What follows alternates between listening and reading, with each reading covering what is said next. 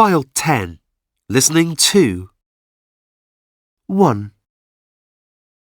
What do you think is the most iconic book cover? That's a really difficult question. There are so many great covers. The book cover for The Godfather was so successful that it was used as the poster for the film too. I didn't know that. Yes, it's by the artist Neil Fujita. What do you call people who draw letters and pictures using computers? They're called graphic designers, aren't they? That sounds right. I'd quite like to be a graphic designer. 2. Here we are, Chloe. This is the Great Court in the British Museum. It's my favourite place in London. Wow! The glass ceiling is even bigger than I imagined. There's so much light even though we're inside. I know. The reading room is over there. And through all of these other doors are collections of objects from around the world. Can we visit the other rooms later?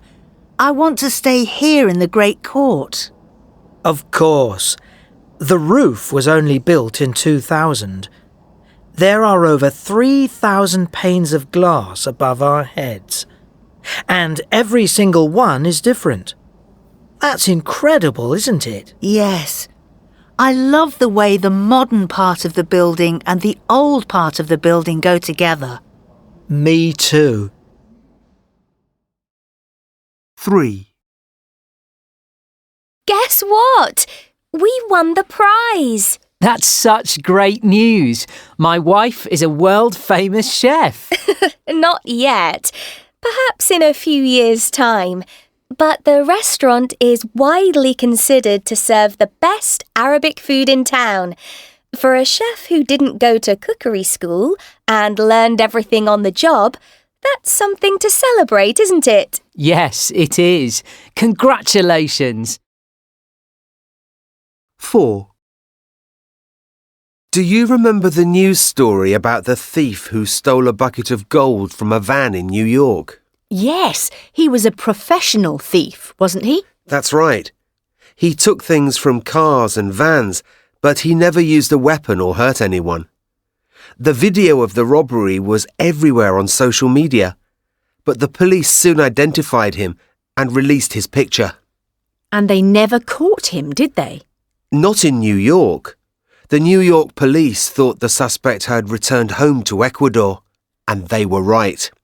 Local police arrested him there, but he was only sent to prison for a few months, and the gold was never found.